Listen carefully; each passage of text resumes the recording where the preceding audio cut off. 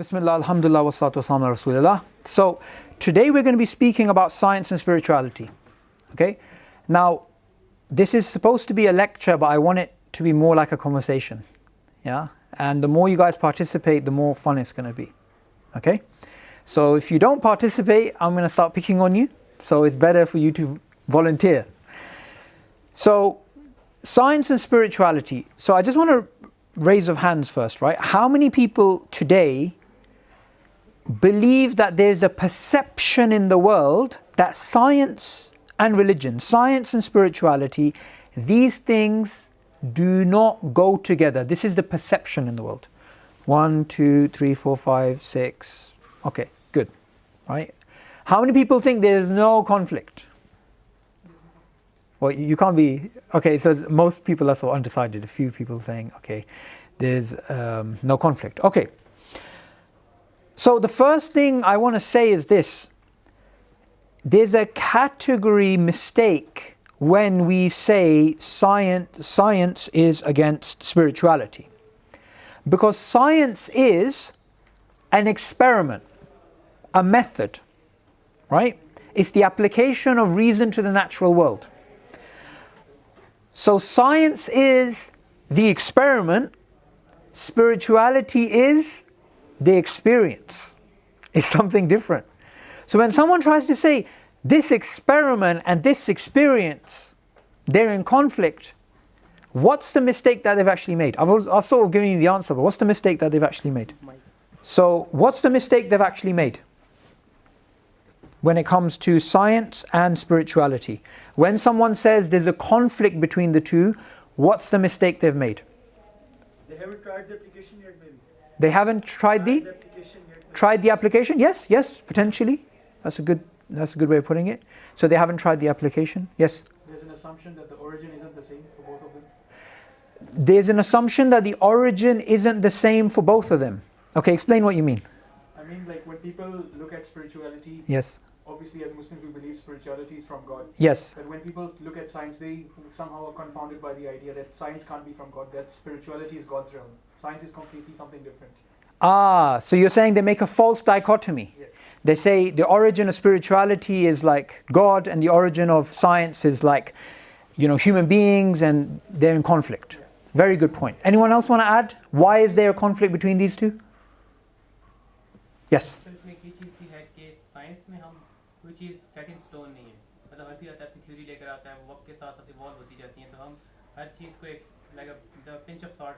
Yes. Very good. Very good. I'm just going to repeat what he said because not everybody can hear. What he's saying is that spirituality is seen as something true. When science is in flux, it can be revised. So it's seen like you can't really have these two things being equated when this is something of a different realm, a different domain, and this is something which is more proximate, tentative, and can change. Okay, good. So now the question is, what are we doing today?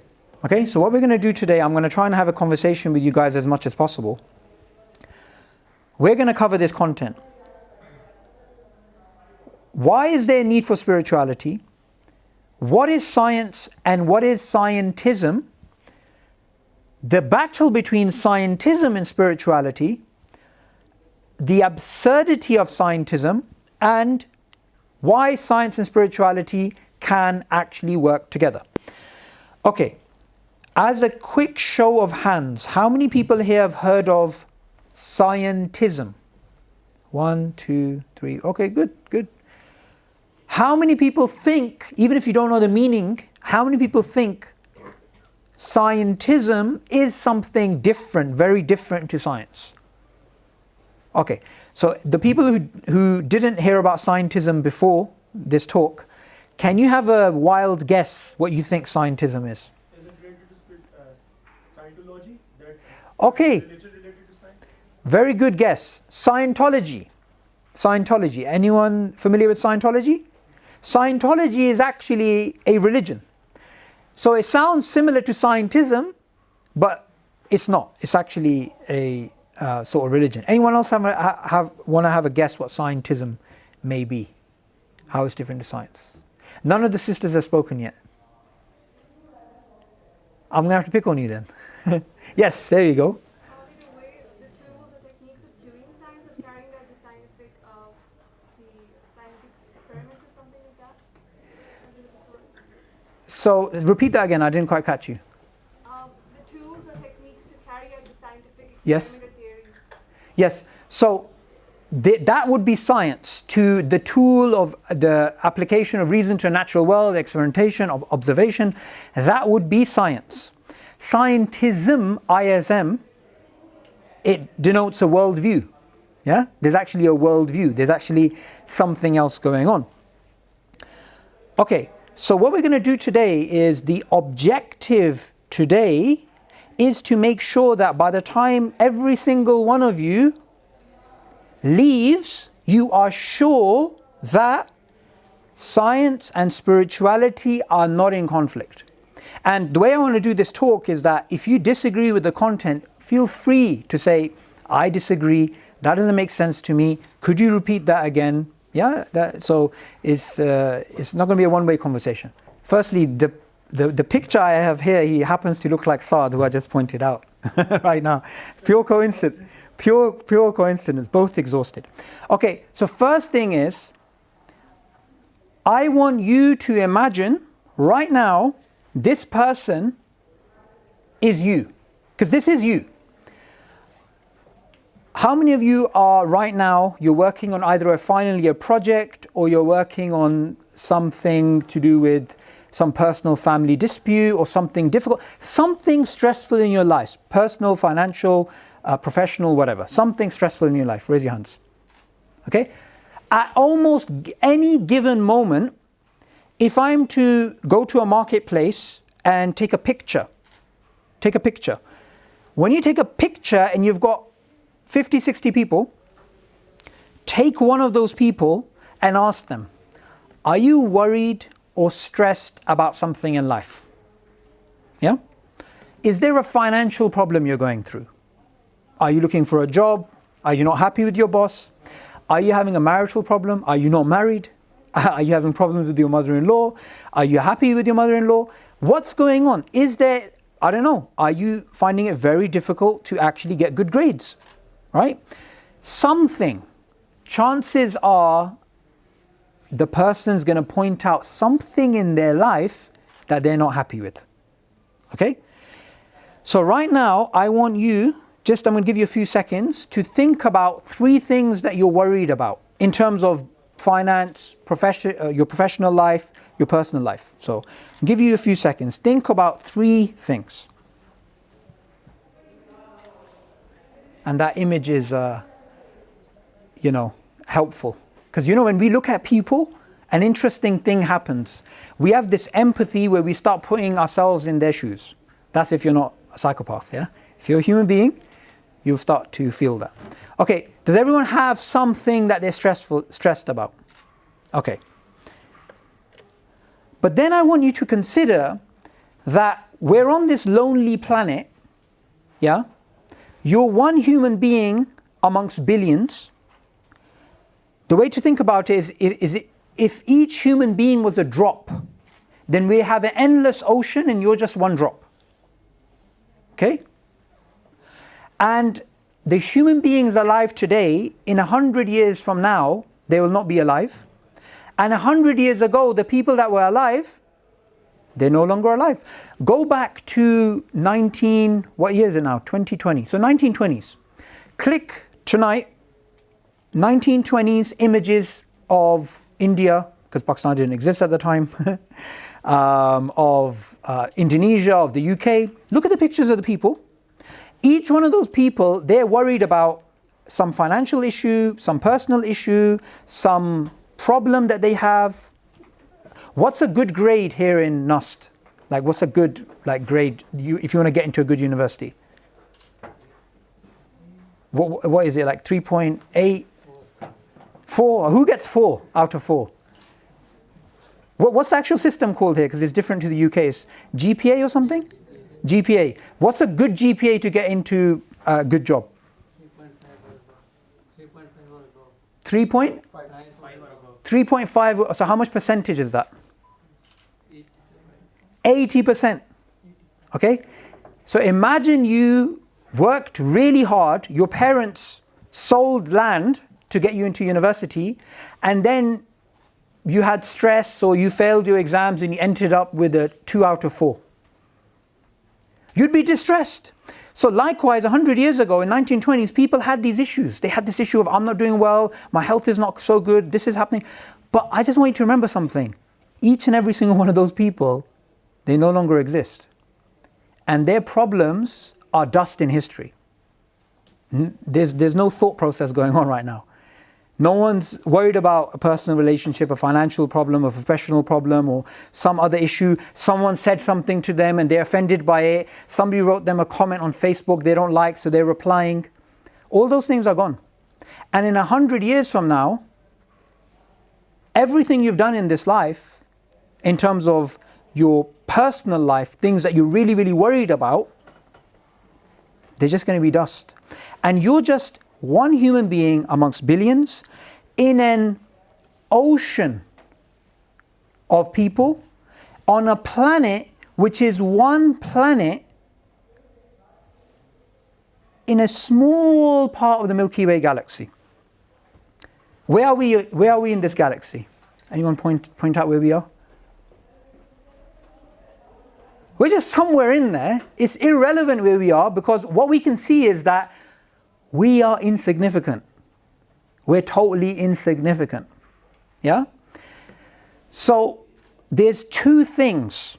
There's two things that makes human beings crave for meaning, for purpose, for value, for spirituality, which is meaning.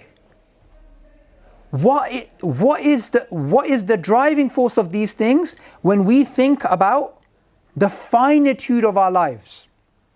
The finitude of our lives, how short our lives are, right? If we take a tape from that end of the room to that end of the room, and on this tape we put down all of the human beings that ever lived and all of their problems, you're just like one microfilm in that history of humanity, and if you are deleted, the film is still the same. If you die tomorrow, you think the world ends, but actually the world will just carry on, right? You could think about anybody in your family that's passed away, the world just carries on.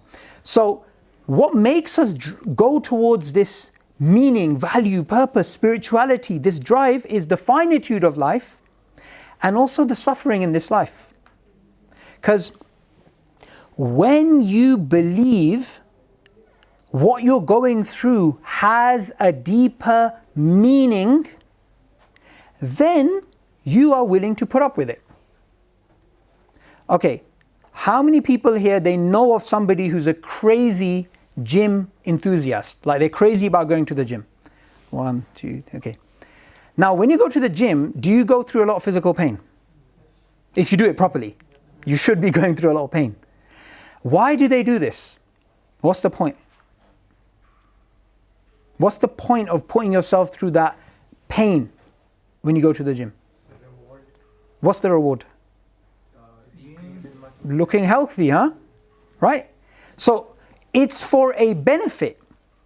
But if in your life you're going through suffering and there is no next life, there is no spiritual dimension that you're looking forward to, then life becomes very pointless and meaningless.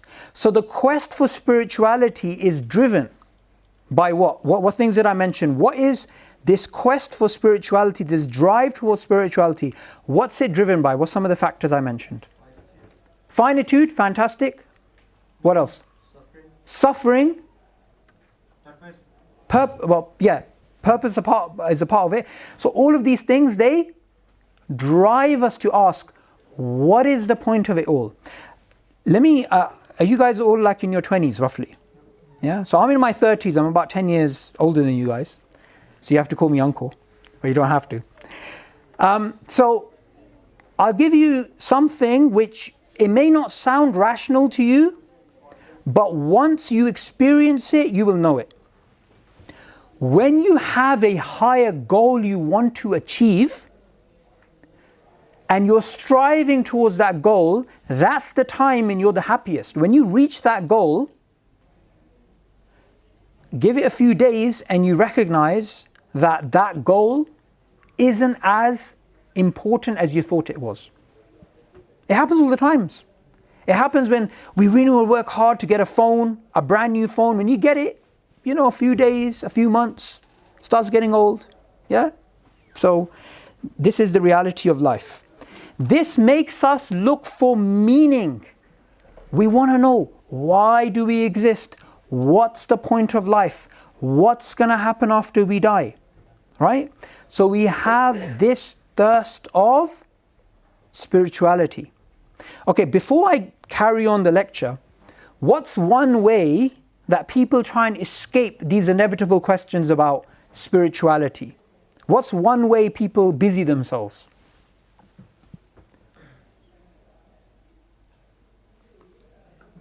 Materialism, fantastic.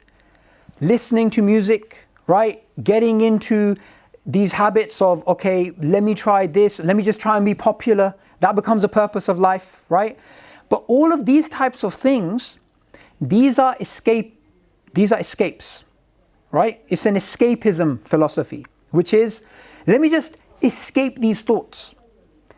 So like yesterday, I was listening to a lecture of a scholar and he was saying, look, those people who are continuously listening to music and dancing and they're happy, if they were happy, they wouldn't need to continue doing that. They could be happy without doing that. But it's a type of escapism. And people that I know who accepted Islam, and they're the ones who can give you some insight into the world of living a life truly without God, a hedonistic life, they say this is hedonism. This was an escapism that they were living through, that they were just busying themselves with these things to get away from the deeper meanings of life. Now, the evolutionary psychologist Jonathan Haidt, it's hard to pronounce his name, but the second name, but he's got loads of interesting TED Talks. So he obviously tries to give a naturalistic explanation for our craving of what? Spirituality. So since he tries to give a natural explanation, since you guys are smart enough, what type of explanation is he going to give? Darwinian. Perfect. Darwinian explanation. Okay, now here's the more difficult question. Why would someone like him resort to a Darwinian explanation and not, say, a Buddhist explanation or some other type of explanation? Because their worldview is survival and reproduction. MashaAllah. Their worldview is survival and reproduction, i.e. their worldview is mechanical. So when you have a mechanical worldview, you can't start off on something that is like a religious idea or a concept. You have to go to the base level. Because you have to remember, from a purely material, secular, atheistic perspective, linguistics, biology, psychology, all of these things break down to chemistry. Chemistry breaks down to physics. Physics breaks down to, you know this, to maths. So from a purely naturalistic perspective, they have to give you a Darwinian account, right?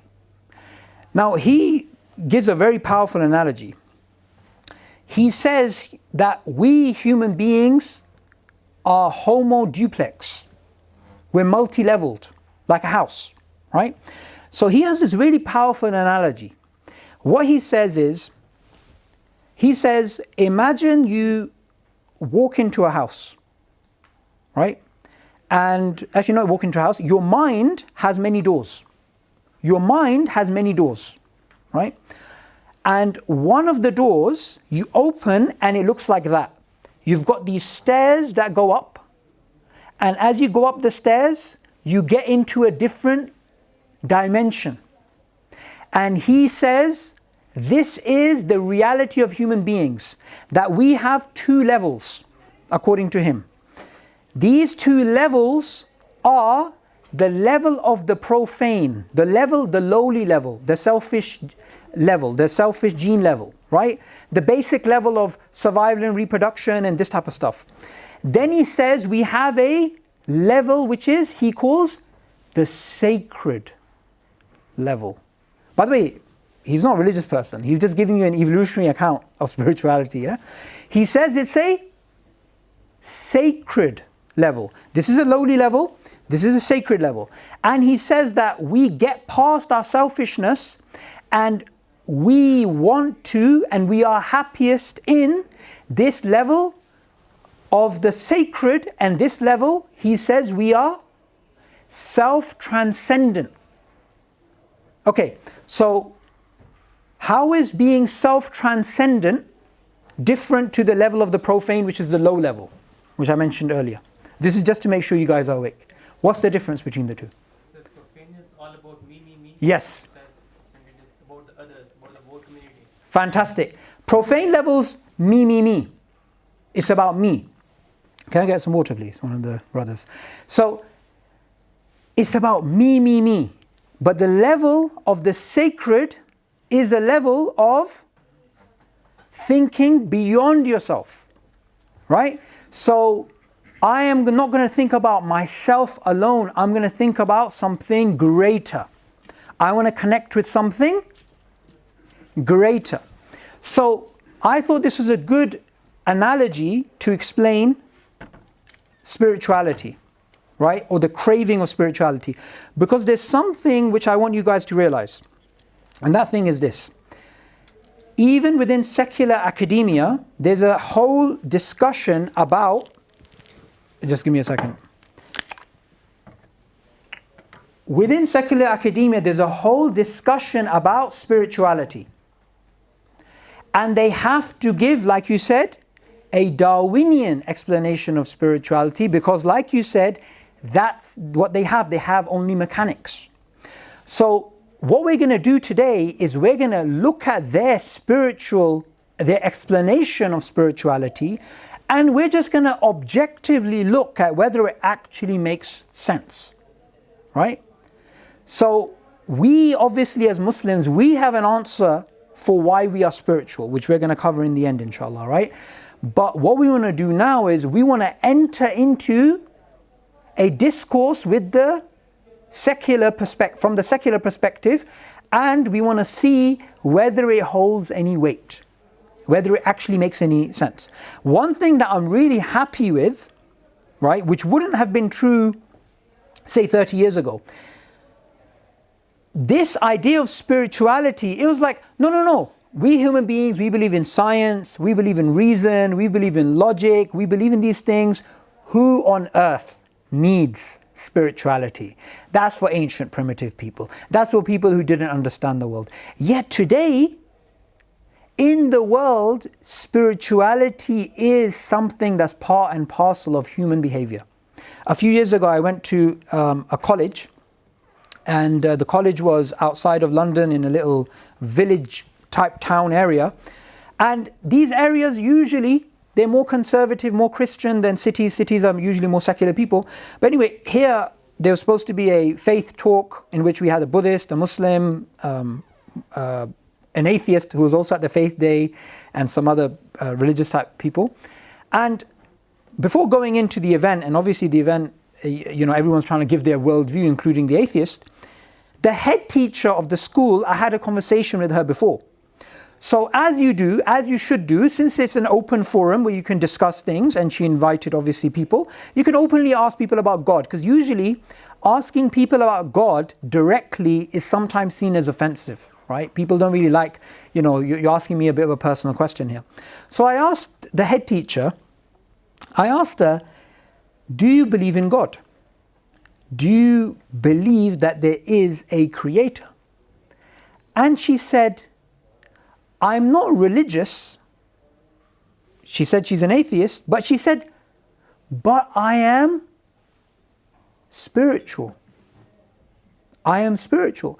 Even this evolutionary psychologist, Jonathan Haidt, even he, during a TED talk, he asks the audience, right? He says to the audience, who here is religious? And it's like a few people, right? And he jokes, I don't really expect this many religious people at a TED talk. And then he says, and remember, this is a secular audience, secular audience, right? He says, who amongst you is spiritual? And the majority of the audience put up their hands. Okay, before we continue, quick question. Why is the existence of spirituality a problem for naturalism or atheism, if spirituality really is a real thing? Now obviously he's trying to explain it away, and others, as we're going to see, they're going to try and explain it away. But why conceptually, if spirituality is real, what happens to the atheist worldview? That's a question, by the way. Their mechanical dimension. Sorry, say that again? That spirituality transcends their mechanical dimension. Perfect. That spirituality transcends their mechanical worldview. Perfect. Yes, you were saying? I was going to say that it, supports the Islamic sort of stance of fitra, that everyone is born on the fitra. Yes. Therefore, everyone is, naturally spiritual and thankful. Good, good. So then automatically it starts to fit within a theistic worldview. It doesn't show Islam is true, right? But it does show that their explanation doesn't work. So like Saad pointed out, if spirituality is real, it doesn't fit within the naturalistic worldview, which is why people like him are trying to explain it away. This is very important. What's the difference between explaining something and explaining it away? What's the difference between the two? This is a bit more of a tricky question. What's the difference between these two things? If you explain away something, it's not real. Yes. And what if you explain it? Yeah, Then it is real. Good. So when you explain it away, you're saying it's not real. It's not a real thing. When you explain it, that means it is a real thing. It is actually a real thing.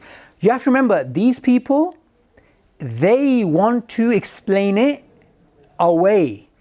Okay, now, do we want to explain it away, or do we want to explain from it as Muslims? Explain from it. Use it to actually fit within the Islamic worldview. Okay, just a quick thing. Does everyone follow the trail of thought so far?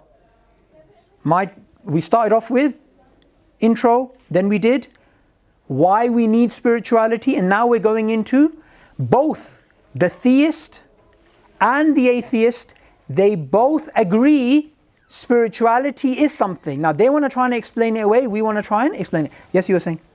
I haven't yet understood spirituality. How do you define it? Very good question. Very good question. In fact, I didn't do that. So how do we explain or define spirituality? You guys tell me. I should have done that at the beginning. Well, so you have a religious experience. You think that there is some, higher dimension to it. There is an objective meaning. Okay, so what does higher dimension mean? Well, higher dimension means you think that there are realms that are beyond the physical. Yes. So you believe there's something beyond the physical. You also said objective. Objective meaning and purpose. Okay, what does objective meaning mean? Well, something that I have an objective meaning, it means that everyone, regardless of what they believe in or where they're coming from, they would agree that this is their truth. Yes. So it's a meaning which is transcendent. It's not human made. Somebody else had their hand up somewhere. Was it you? Yes. Spirituality is any act that benefits this world. Yes. It doesn't have to do with physical matter. Yes, very good. Everyone heard him? He said any act which benefits the soul. What's the problem with the soul from a naturalistic perspective? It doesn't exist. It's not mechanical. It's not mechanical. You can't measure it. You can't put it in a test tube. Yeah? So before we set off on this discussion of how people who subscribe to a scientism worldview try to explain away spirituality, I want to make the distinction between scientism and science, which I asked earlier. Scientism is a worldview. It is a worldview. It is a claim about the world. Okay? Science, on the other hand, is a method. It's a method. Scientism, its primary claim is the only type of knowledge that is meaningful is that which is acquired through the scientific method. Now, initially, it doesn't sound that harmful, but you need to look at the words. It's saying science is the only route of knowledge. That's what's dangerous. If they said, we believe science is a route of knowledge, I would say that's fabulous, right? I have no problem with that. But they're saying actually it is the only form of knowledge.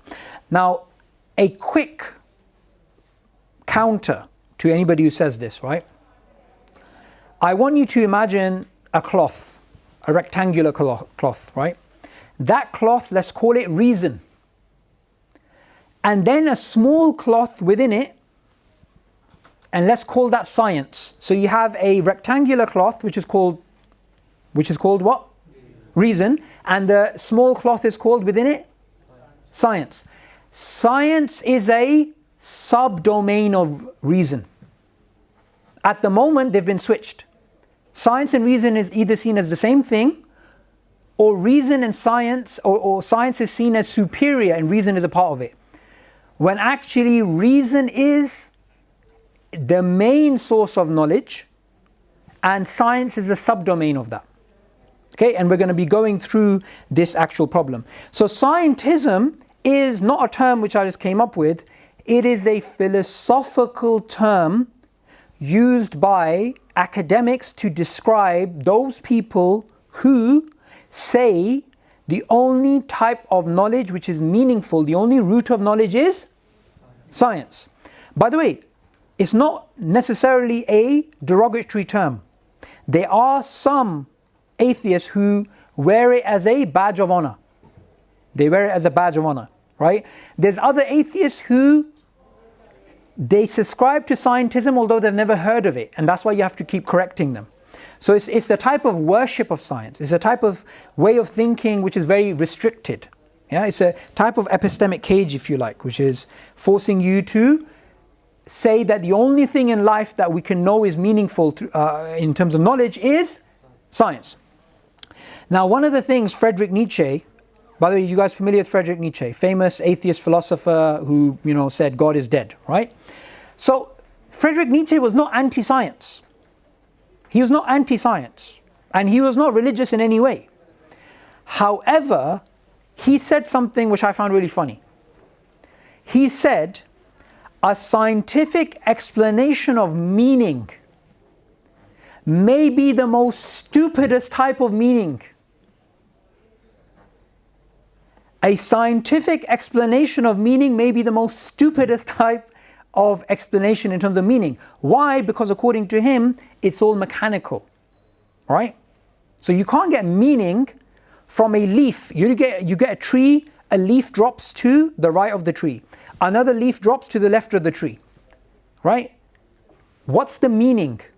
Science can tell you motion, and it can tell you trajectories, but where's meaning, purpose, value? Where's these things? They don't actually exist. So even he understood as a militant atheist that science kills meaning, right? And to look at the world from a scientific perspective, look for meaning, would be actually quite stupid. There's a really horrible case, and by the way, what we're doing right now is we're dismantling scientism, and then we're going to dismantle how scientism, the proponents of scientism, try to explain spirituality. So we're doing, if you like, a two-pronged attack. Yeah, we're first dismantling scientism, and then we're dismantling, even if scientism was true, why scientism and its solutions for spirituality do not work. So by the way, anyone read this story? This was quite famous a little while ago. When was this? This was last month. Anyone familiar with this story? So this was there's this child who was left alone at home while their mother went out on a partying spree, right, for like a week, right? And the child actually starved to death. The child actually starved to death, right? Now the mother, she was not insane, she was just selfish, right? She was just selfish. So if you read a story like this, my first question is, how does it make you feel? What do you feel inside? Disgusted. Disgusted, Objectively evil. evil, Inhumane. inhumane. Sad. Who said that? Sad, yeah? Sad. Of course. Who else? Barbaric. Barbaric. Okay, now you have these feelings on a scale of 0 to 10. How strong are these feelings? 10. No discussion. 10. Okay. From a purely scientific perspective, those feelings, those moralities, those objectives, those values, those duties that you have of care towards that child do not exist. They do not exist. The difference between a healthy child being cared and loved for by her mother and a child starving to death in an apartment alone is 0. There is no difference between the two. If we're to take a picture of a healthy child being hugged by the mother and a child starving to death, it is molecules in motion. There is no morality. You cannot use a telescope and measure morality here. So those people who say, we believe in Scientism, they cannot account for the existence of objective morals. They cannot account for the existence of, this is a situation which is evil, a child starving to death. This is a situation which is good, a child being hugged and cared for. They cannot say that, because all you have between the difference between the two is different rearrangement of matter. If you're matter, it doesn't matter. There is no meaning. Yeah, now that's a very scary concept. No rational human being would say that these two actions are equal. Yet those people who claim Scientism, most of the time they don't even recognize this is one of the implications of Scientism. There's no good, there's no evil, there's no moral obligation, there's no moral worth, right? There's no human value from that perspective. Now, why this is ironic is when you ask people who believe in Scientism, I believe in Scientism. When you ask them, why do you believe in Scientism? Why do you believe in Scientism and not something else? What's their answer? Their usual answer. It makes sense. It makes sense. Okay. So what they're trying to say, that it's true, right? They're trying to say Scientism is true. Okay? Now, if someone tries to say Scientism is true, I'm following it. If human life has no value, if human life is meaningless, then how can you say truth has any value?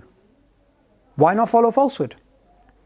So, there's many ways you can cut the onion, but you'll come to the same conclusion.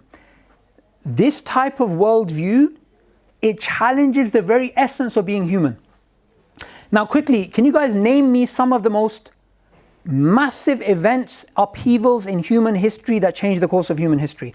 Say the last 500 years. Name me some things. Holocaust, fantastic. What else? French Revolution, fantastic. Me Too movement, right? That's now. World wars, fantastic. These are things which are emotional. They have a moral basis, right? These things, social justice warriors, it's about morality. Okay, I'm surprised no one said it, but in the Indian subcontinent, another very momentous occasion happened, which was the largest movement of human history, right? Migration. Anyone know? What's it called? A little thing starting with P? Partition. Partition, fantastic. Surprised it took so long to get that out of you guys. Partition.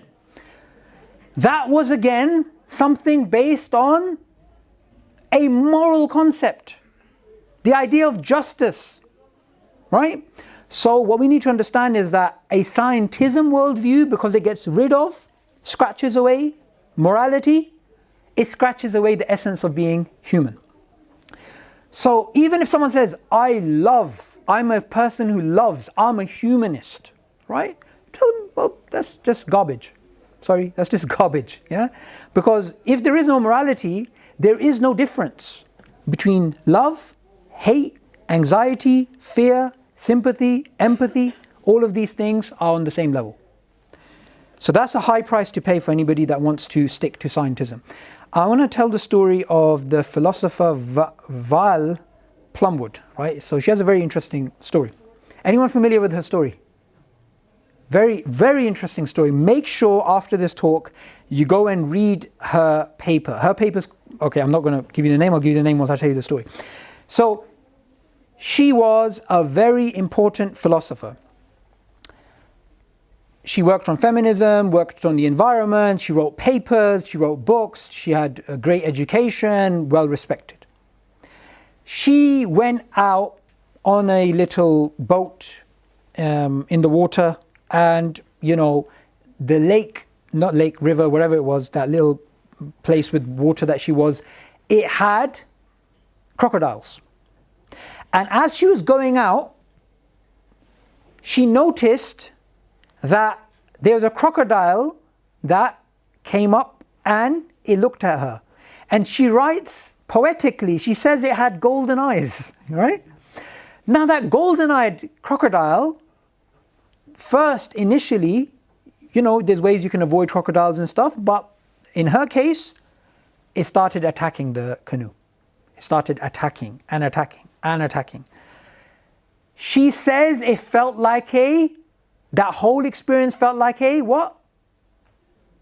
A eternity, because she was gripped at one point by the crocodile by the legs, right? And it dragged her into the water. And you know, crocodiles, they work by short bursts of intensive energy. They don't have like long-term, they're not like marathon runners, yeah? So it was trying to drag her into the water. And that moment for her, she writes, was like an eternity. She thankfully survived. Once she survived, she wrote a paper called on being prey, something like this, right? You can Google it, you'll find it, right? Very poetic. And what she says is at that moment in her life, she recognized she was just food. I want you to just think about that. She wasn't a great philosopher. She wasn't a feminist. She wasn't an environmentalist. She was just food. And that profoundly impacted her philosophy. That profoundly impacted the way she looked at the world. Now I want you to recognize something. From a purely Darwinian point of view, from a point of view in which we just want to look at the world mechanically, yeah? It doesn't matter really if you're a philosopher or if you're just a poor farmer living in Philippines who has a cow and they live off their life from the land and they die. There's no difference between, say, Isaac Newton, who contributed a massive amount to the world in terms of knowledge, and a philosopher like her, and somebody from a village in the Philippines. Right? Not devaluing anyone here, but I'm just saying, from a purely fitness perspective, the only thing that matters is how many fertile offspring you leave. It's not how great your philosophy is. From a purely mechanical point of view, she was right. You are just food. You are just food. Okay, now I want you guys to tell me something. Again, we're deconstructing scientism here. You have a person who draws a circle, and then they draw another circle on top of the very same circle, so it doesn't look any different. Everyone with me so far? Then they draw another circle on top of the same circle, so it looks the same. And they do this for 50 years. Raise your hands if you want to do something like that for the rest of your life. No? No takers? Okay. There's another person who spends their life doing important scientific experiments to discover the nature of reality. 50 years. Raise your hands if you think there's a difference between these two. One person making an eternal circle, one person benefiting humanity through knowledge. Is there a difference? From a scientism point of view, There is no objective difference between these two statements. There is no meaning. There is no value. There is no purpose. Right? The only meaning according to them you can come up with is your own subjective meaning. If one person says my meaning in life is to do science, another one says my meaning in life is to make the flourishment of mangoes, right? They're all equal. My purpose in life is just to draw circles. Absolutely pointless, absolutely meaningless. Which is why I respect far more people like Nietzsche, because they were honest atheist philosophers, than people who come in now and they pretend to talk about human rights and civilization and progress.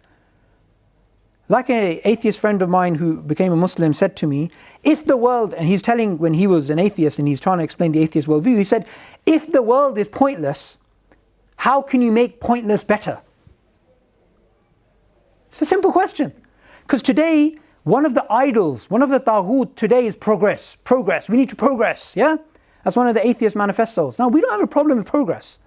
But from their perspective, there is no problem. There is a big problem. The problem is, if the world is pointless, all your life, you did anything, it's still going to be pointless. There's actually no point.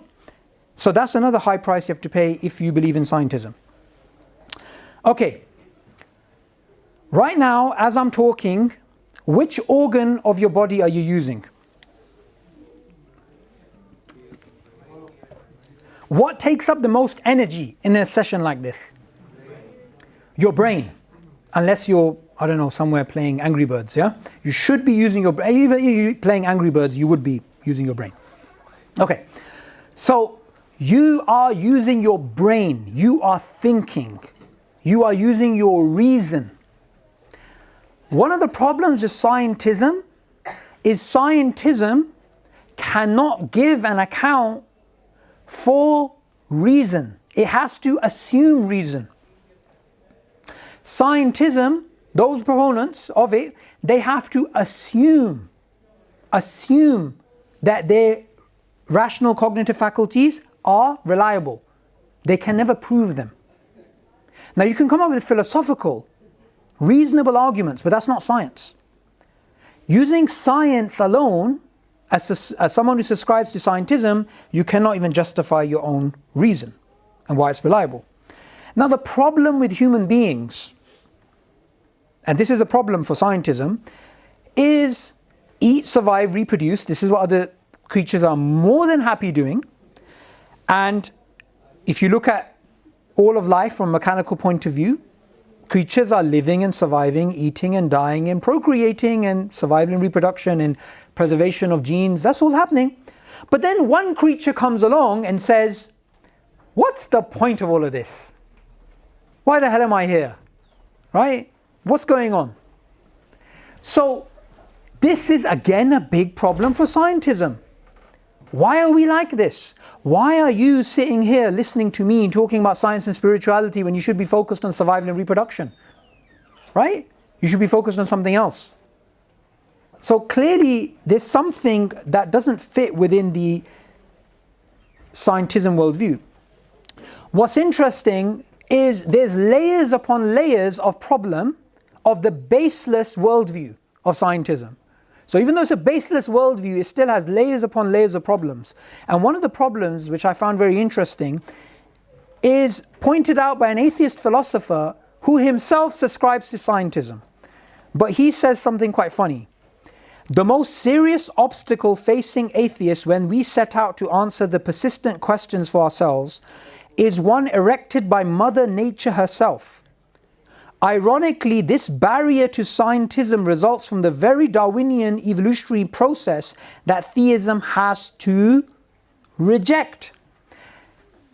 He in his book, An Atheist's Guide to Reality, he says, natural selection, Mother Nature, it's made us have lots and lots of false beliefs.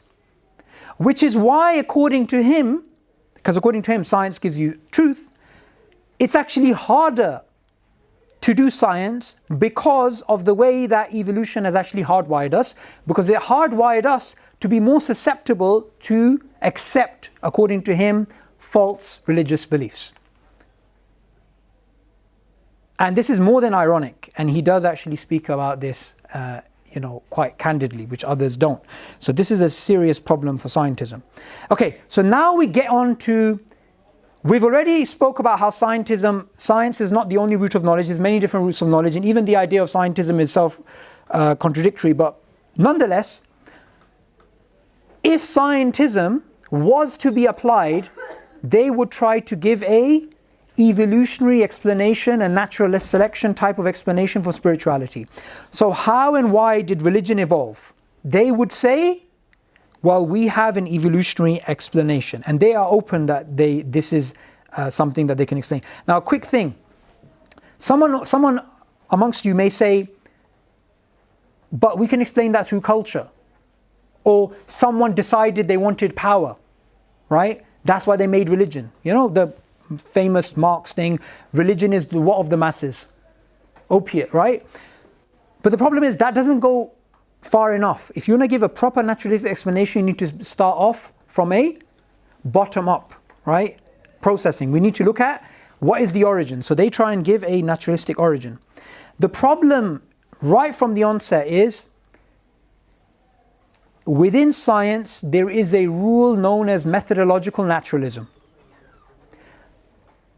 Cutting the long story short, methodological naturalism means when we speak about human nature within science, within anthropology, within psychology, within any of science, we cannot mention the soul. We cannot mention God or the soul or anything immaterial. Yeah? Nothing immaterial can be mentioned. Okay? Nothing immaterial can be mentioned. So what we're going to see is that you're not really getting an objective perspective from scientism. Now, I found this interesting video. For anyone that's interested, it's called The Believing Brain, Evolution, Neuroscience and the Spiritual Instinct by World Science Festival, right?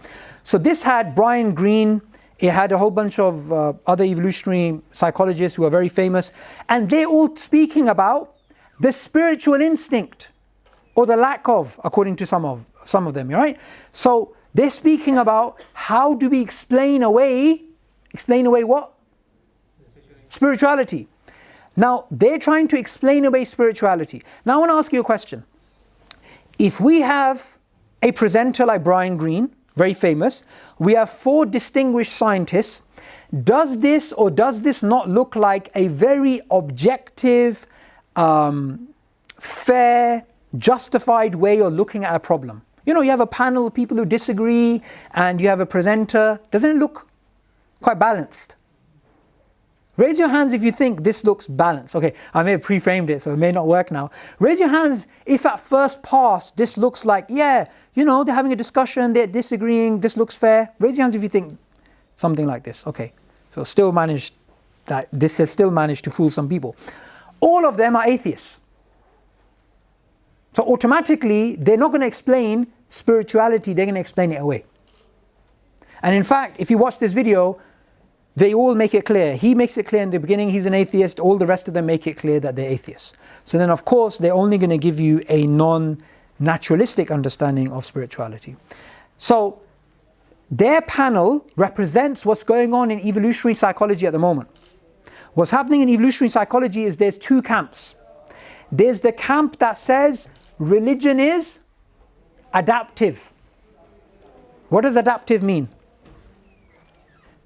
I'm sure the people who spoke about evolution earlier will tell me. Well, it helps you make more babies then. That's a very nice way of putting it. Helps you have more babies. Yes. Fertile babies, right? Fertile babies. It's adaptive because it leads to more offspring over time. And it is something which has benefits. So the argument from one aspect of evolutionary psychology is religion reduces stress, increases your life, increases your reproductive success, and is a great way of having social cohesion. Okay, doesn't this sound like the exact opposite of what atheists say about religion? Raise your hands if you automatically realize there's like a contradiction. There's like a contradiction going on here. The new atheist movement, they're the very same people telling us religion causes what? Stress. Religion causes what? Violence, right? The same people, atheists, are sort of saying, no, what it is it reduces stress, it increases life, because they have to give some sort of explanation. So obviously there's a problem with this. But however, let's look at the other side. The other side of evolutionary psychologists, and remember both sides are atheists, they have to give us a non-naturalistic explanation. They say, no, this doesn't make any sense, right? Steven Pinker, who was there at this talk, he's, you know, the argument that they're coming up with, the people who are saying it's adaptive, they're saying, look, it's giving us false beliefs. Religion's giving us false beliefs, but you know, they're adaptive. They reduce stress, they make us live longer and stuff like this. However, Pinker gives this really funny reply, yeah? He says, how is a false belief supposed to reduce your stress? Or supposed to be more adaptive, right? In other words. He says, if you come across a rabbit, but you have the false belief, actually no, you come across a lion, a predatory cat, he says, right? And you believe that it's not actually a predatory cat. It's not there that's going to eat you. It's actually a harmless rabbit. He says that's only going to increase your stress, right? That's not going to decrease your stress. But that's only viable if your eyes are closed. Sorry? You would see the cat. Yes. If you open your eyes. Yes. Then why does it have he have to believe that it's a harmless rabbit instead of a cat? No, what he's saying is that the other evolutionary psychologists are saying it's okay, false beliefs reduce stress. But he's saying false beliefs will increase stress. Do you see? Are you clear? It's okay, you can carry on, but the evolutionary psychologists, they are saying something different. I think you're saying, you're talking about perception. You're saying you should be able to see the cat. Sorry, you should be able to see the rabbit, not as a predatory, yeah? He's speaking about false beliefs, not about perception. Although there's a whole discussion about reliability of our senses and stuff like this because of evolution. Okay, now in terms of social cohesion, religion brings people together. Yeah, religion's fantastic. Religion brings us together, right? So for people, why do we believe in God? Because the idea of God is adaptive, because if everyone in a tribe, they believe in the same God, then they all come together and they're good at what? Hunting, gathering, foraging. They have higher reproductive success. Yeah? So this is another classical argument made by evolutionary psychologists to explain spirituality. Oh, you know, the belief in religion, the belief in spirituality, you know, it helped people to come together, right? So that's the one camp. Now, Barbara King, she's part of the other camp, which says religion is not adaptive. It's an evolutionary byproduct. She says, okras, killer sharks, right? These killer sharks, they are amazing at cooperation. They're amazing at cooperation. Yet she says they don't need a belief in God. They don't need religion or religious rituals to have social cohesion. She says they don't need that. So as we go here, each one of these arguments, religion reduces stress, increases life, increases reproductive success, social cohesion, and then you get the other evolutionary biologists saying, no nonsense, false beliefs make it harder to survive. You know, there's many different examples you can come up with. You know, my false belief, 2 + 2 is, 1 + 1 + 1 is 1, 3, or I don't know, I was with a group of philosophers here, yeah? Let's pretend to be normal, insane Homo sapiens, yeah? 1 + 1 + 1 is 3, thank God, yeah? 3. Okay, if I have a false belief that 1 + 1 + 1 is 2. So what I do is that I am a Homo sapien staring at a cave which I want to make my home. And I see 3 lions walking into the cave. 2 of the lions decide to come back. How many lions are left? One.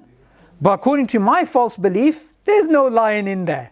And then I go in there and I become keema, right? So a false belief is, according to the other camp, it's not going to help you survive. Now the thing is, the problem with both camps, like I said in the beginning, they try and explain it away. Even though they try and explain it away and they want people to, because they've explained it away, they want people to believe in the naturalistic explanation. However, here's the most ironic part. The most atheistic, materialistic, naturalistic society that ever existed is, clue here? Soviets, right? The Soviets, they had state atheism. They taught Darwinism. They taught feminism. They taught all of these types of materialistic ideas. However, they still had as a state religious rituals. Who's this handsome man? The one who's dead, by the way. Who's that handsome man? Who? Stalin? Nope. One before Stalin? Lenin. Okay. When Lenin died, if you're a pure materialist, Lenin is matter, he's dead, so there's no value. He's just dead. What do? For hygiene reasons, bury him. What did the Soviets decide to do? Preserve him. Is he still preserved to today? He is. He's still lying in state. This picture's from 1924. It's 2020. How many years is that? 96 or something, yeah? Hopefully. So, he is still, you can go to Russia, you can go to Moscow, he's still there. And people, if you look at the funeral of him, it looks like a religious funeral. His statues were all over the Soviet Union. Even today in North Korea, the leader, although it's a state atheist society, it's made the leader into this type of demigod, right? So this sanctification instinct that we have to sanctify something beyond us, you can't get rid of it even if you apply state atheism. And in fact, you know, the new atheists, the ones who came after 9/11, they say, oh yeah, forget those guys. Like, I've noticed this. Whenever I debate these atheists, yeah, they're like, forget them. Forget the Soviets. Yeah, we're different. We're different. We're not like them. They're actually exactly the same. They're actually exactly the same. You will find amongst the most important atheists in the world today, new atheists in the world today, speaking about spirituality. I came across these books, which I thought was really interesting, yeah. I didn't actually know about the other two books. I knew about, obviously, Sam Harris. Sam Harris, a famous new atheist, he wrote the book a few years ago, Waking Up, A Guide to Spirituality Without Religion. Now, he's not a philosopher. He's actually quite rubbish at that. I mean, he has got, you know, a bit of background in philosophy, but he's rubbish, yeah. So he's always come up with really stupid arguments like The Moral Landscape, yeah. But what I was surprised at is the other two books, they're actually written by atheist philosophers. And you'd expect them to be a lot more rigorous in their thinking, but they're arguing for atheist spirituality. And the problem with atheist spirituality is, what did we say earlier? If spirituality is real, then what's the case with atheism? It's not a trick question. If spirituality is real, naturalistic atheism must be false. Okay, why? We already said this, but just to make sure you're awake, why? Because spiritual components do not appear in our best physics theory. Yes. Can you make that sentence into English? He's talking like a physicist, yeah? Something about components, matter. English yard, please. You don't see spirituality. You don't see spirituality. Yeah, it's okay? all about physical world. It's all about the physical world. Fantastic. So if okay, you need to repeat with me to make sure that you're awake, or else I'm going to feel like you're not interested in the lecture. Yeah. If spirituality is real, atheism is false. Thank you. It is false. Fantastic. So, if atheism is true, then spirituality has to be false, and vice versa. So the fact that they live in this enlightened post-religion world, why are they still craving for spirituality? Why are they craving for meaning, purpose, value?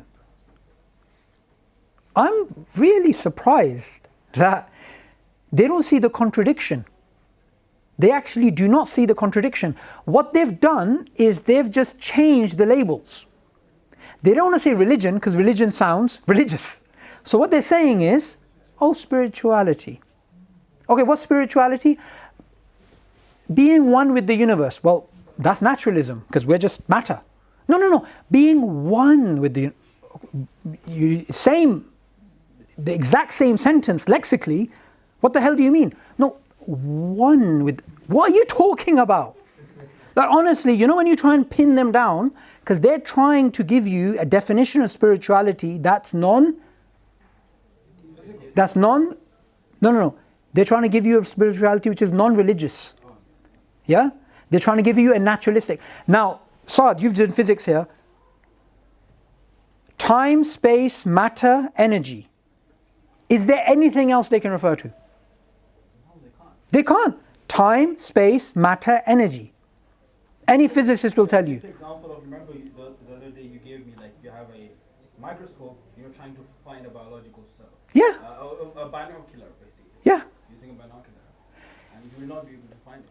The only conceptual tools you have is time, space, matter, and energy. Where on earth are you going to get spirituality? It's not, doesn't exist as part of the universe. So now my question to you is, how do we explain their behavior? They've been trying to explain our behavior. Now let's put the shoe on the other foot. How do we explain their behavior? Although they're atheists, they're still trying to connect with something greater. How do we explain it? The fitra. Fitra. Somebody else says something? Innate. Innate? Innate, what is innate? It's innate ability to crave for spirituality. Yes, innate ability to create for spirituality. However, we're trying to be content, but the answer that you get from evolutionary psychology, the answer that you get is, look, we were not made for contentment. We were not made for contentment. We were designed by Mother Nature, Darwinism, whatever you want to call it, for something a lot more mechanical. Raphael Yuba, he's a senior lecturer at King's College, London, he explains it this way. Humans are not designed to be happy or even content. Instead, we are designed primarily to survive and reproduce. Like every other creature in the natural world, a state of contentment is discouraged by nature. In fact, before I continue reading this, like survival and reproduction, yeah?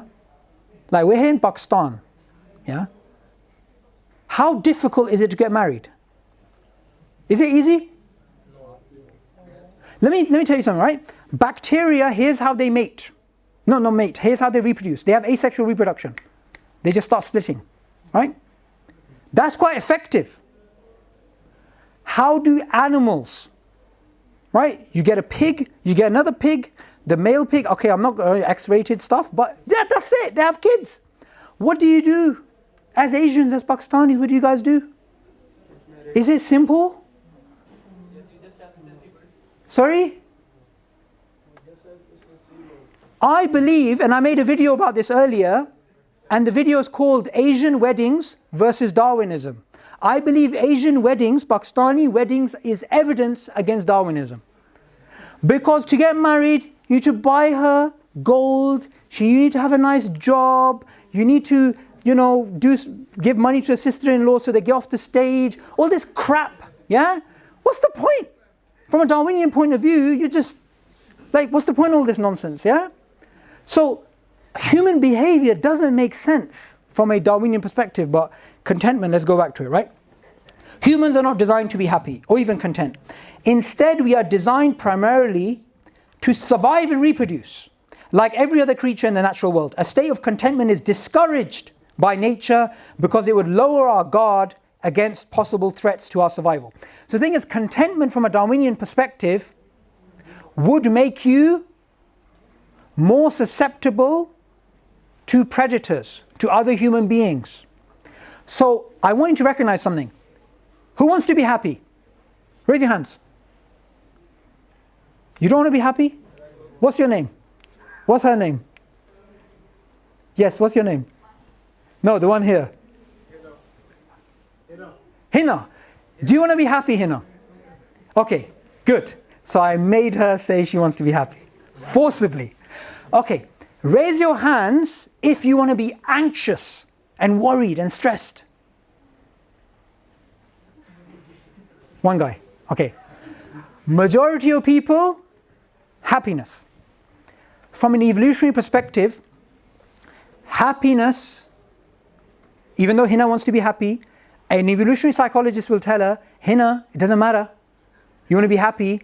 Happiness is no more valuable than being anxious or stressful. It's whatever leads to the greatest reproduction. Right? Whatever leads to the greatest fertile offspring. So happiness and stress and all the other emotions in between, positive and negative, they're all on the same level. Whatever helps you survive. That's what he's basically saying. So this whole idea of life, liberty, and what's the third thing? Anyone study law here? Life, liberty, and the pursuit of happiness. Right? That wouldn't make any sense from a Darwinian perspective, right? Happiness is no more valuable than being stressful. Okay, what's the name of this guy? Stop pretending. I don't watch films. I study all day. I have a GPA of 3.9. I have a GPA of 4.5 out of 4. Yeah? Forget that. Yeah? Who's this guy? Who's this guy? Sorry, what did you say? Who said, what's his name? Ryan Gosling. What's your name? Maheen. Round of applause for Maheen. Louder. Come on, guys. Round of applause. That's being authentic. Yeah? Everyone's like, I don't know what Netflix is. I don't know who he is. I don't know where I am. Yeah? No. Just be honest. Yeah? Ryan Gosling. Very handsome looking guy. So, what do you say your name is? Maheen. Which one of these two Ryan Goslings, right? Which one of these two Ryan Goslings is more important than the other? Which one? The right one. This right one. Why did he say this one? Why not this one? You think it's a what? Allahu Akbar. She said it's a statue. It is actually a statue. I'm actually really surprised, mashallah. It is a, yeah, let's have a round of applause for that, mashallah. Yeah. This is a wax model. Okay, now, Mahi, did you say? Maheen. Maheen, if this Ryan Gosling was hit by lightning and that Ryan Gosling was hit by lightning, would you be more upset at this one or the other one? Left one. So you don't mind if this one just melts because it's made of wax. Why would you mind if the other one? But what does human mean from a scientism point of view? Nothing. It's actually, there is no difference between these two. You have matter being rearranged in a different way. There is no soul. So if you really want to cheese off an atheist, just tell them, would you eat a dead body? Just ask them, would you eat a dead body? No, I wouldn't eat a dead body. Would you have a chicken sandwich? Yeah? Well, that's a dead body. Why sentimentalism? Yeah? Why choose sentimentalism? Be authentic, yeah? So what it is we have the fitra explanation. Okay, I need to wrap up and we'll do Q&A, inshallah, yeah? So, the fitra explanation is what? We were created to worship Allah. We were created for a spiritual higher goal. And spirituality is what? Loving God, having a fear of God, having hope in God. These three things. Love, fear, and hope. And these things are immaterial, non-physical. So our fitra explanation is why there's so many religions in the world and why even atheists act like religious people and try and be spiritual is because Allah created us with a nature to connect with something higher, with Him. And as the Prophet ﷺ said, every child is born upon the fitra, and their parents, their society, they alter them, change them. So it's the same fitra trying to come out, but it's colored by different societal lenses. So science is the experiment, spirituality is the experience. Ibn Haytham was the first scientist. It wasn't Galileo, Kepler, Newton, these guys. It was Ibn Haytham. And Ibn Haytham said that he did science to get closer to God. So he did not see a problem between spirituality and science. There was no problem. And as the Prophet ﷺ said, reflect upon creation, do not reflect upon Allah. But he told us to reflect upon creation.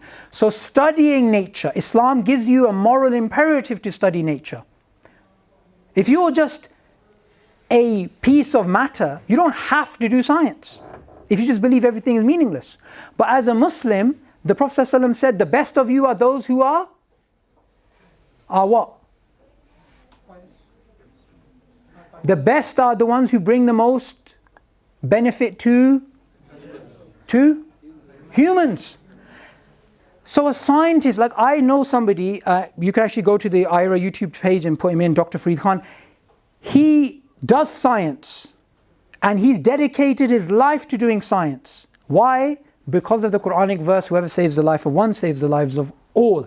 So science is the experiment, spirituality is the experience, and the experiment is enhanced by the experience. And spirituality is a real thing. It's not going to be explained away. And even those who are explaining it away, they still refer to spirituality. And the reality of spirituality can be explained because we're not just physical. We're also made of a ruh. We're also made up of a soul, which is immaterial. And that soul, it can't be fed through a chapli kebab. Yeah? It has to be fed by something immaterial, which for us is the remembrance of Allah. And as Allah says in the Quran, verily, in the remembrance of Allah do hearts find rest. Everything good I've said is from Allah, every mistake is from myself. Jazakallah khair for listening.